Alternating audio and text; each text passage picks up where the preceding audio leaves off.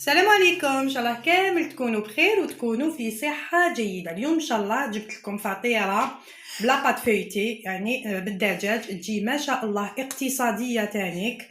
تقدري ديريها في هذه الايام المباركه اللي رانا فيهم، شهر رمضان الفضيل. يعني فطيره سهله غير بلا بات فيتي. تحبي تشريها، تحبي تخدميها، انا دايره الوصفه تاع لا بات فيتي. اذا تبعي معايا ان شاء الله الوصفه والمقادير. اذا بالنسبه للحشو، انا هنا كان عندي بولي اشي، درت شويه زيت، شويه فلفل الكحل وملح، وطيبته حتى هكذا، حتى طاب هكذا. عندي زيتون، عندي صوص طوماط هايليك، خدمت كميه صغيره. عندي طون تاع الزيت، وعندي جبن طاري. نبداو نحضروا الحشو مع بعض.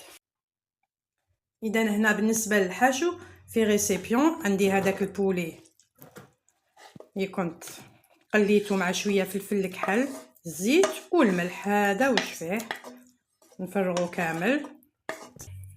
عندي هذا الزيتون كنت قطعته، ولا تشري هذا كوبي مقطع على جهه.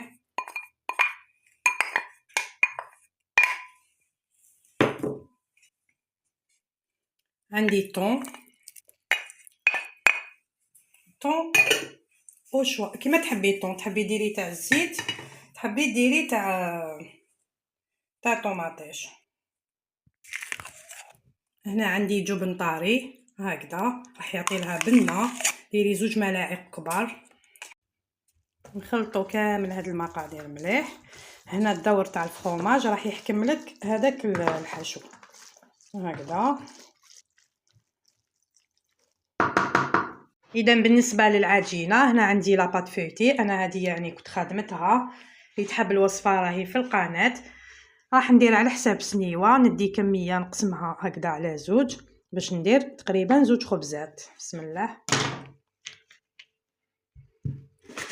نسوبودغي غير شويه فارينه هكذا، ونحلها على شكل دائره، تقريبا سمك نصف سنتيمتر هكذا. نفتحوها على شكل دائري بهذه الطريقه هكذا. نفتحوها على شكل دائري. انتي الا ما جاتكش مدوره، دي كما نقولوا طبسي مدور، ولا على حساب لا توخت اللي حبيتي، الحجم اللي حبيتي ديريه هكذا. هنا عندي سنيوه مدوره، درت فيها بابي، نحط فيها العجينه الاولى هذه هكذا. لازم ديري بابي. اذا هنا عندي هذيك لاصوص طوماط اللي كنت طيبتها، ما نديرش بزاف هكذا، فرشيها غير بالعقل هكذا، ما ديريش بزاف. كيما نقولوا مسحي برك الوجه تاع العجين تاعنا. هنا عندي الحشو تاعي، نحطو ونفرشو، وشنو ما تلحقيش للطرف. نوريلك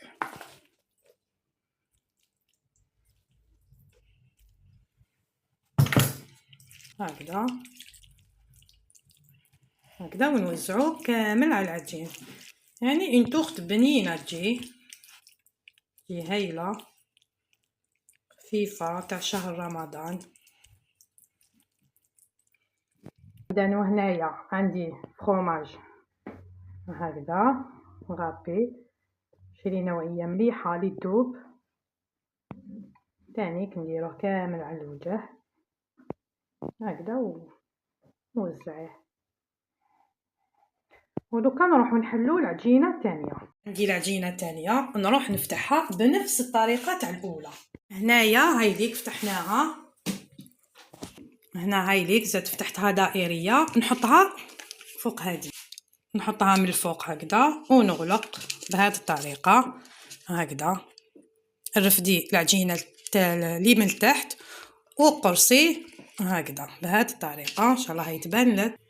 اذا نقرصي، ولا كما نقولوا حنا ضفريها هكذا. العجينه التحتانيه تكون شويه كبيره على تاع الفوق باش تقدري تقرصي هكذا، ولا ما يهمش. ها اذا انا نكمل كامل نغلقها هيك، راني تفرتها كامل. نضغط عليها شويه هكذا، نبسطها شويه برك ماشي بزاف. اذا بالنسبه للطياب تاعها انا كنت سخنت الفوغ تاعي من قبل على 200 درجه. دخليها طيب، كي تشوفي هادوما بداو يحماروا اشعلي لها من الفوق. يعني الطياب تاعها ساهل، وشنو الفوغ لازم يكون سخون مليح، ومن بعد رجعيه على 200 درجه. اذا هنايا قبل ما ندخلوها الطيب نروح ندهن لها الوجه تاعها كامل بصفار بيض وشويه حليب. اذا نروح ندهنها كامل. اذا هاي ليك هنايا يعني دهنتها كاع بصفار البيض. نروح ندخلها طيب ونوريها لكم ان شاء الله من بعد. ديك الخبزه تاعنا كيفاش طابت، راهي سخونه جات ما شاء الله. يعني شوفوا خلوها طيب لكم من التحت ومن الفوق، عطوا لها هاد الاحمرار. دوك نقسم لكم يعني كيفاش جات، راهي بزاف سخونه. معليش نسيي نقسم. بسم الله. شوفوا القرمشه تانيك،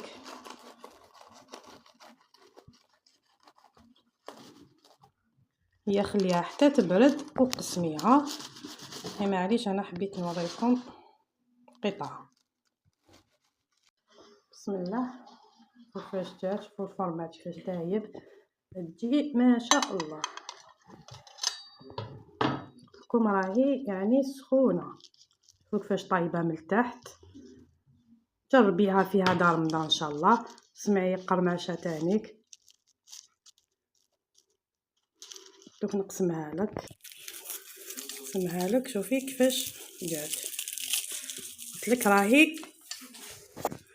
لك راهي سخونه. شوفوا لاباط كيفاش طابت. نتمنى ان شاء الله الوصفه تاع اليوم تكون عجباتك وتجربيها ان شاء الله كوصفه في رمضان ان شاء الله. ومع السلامه.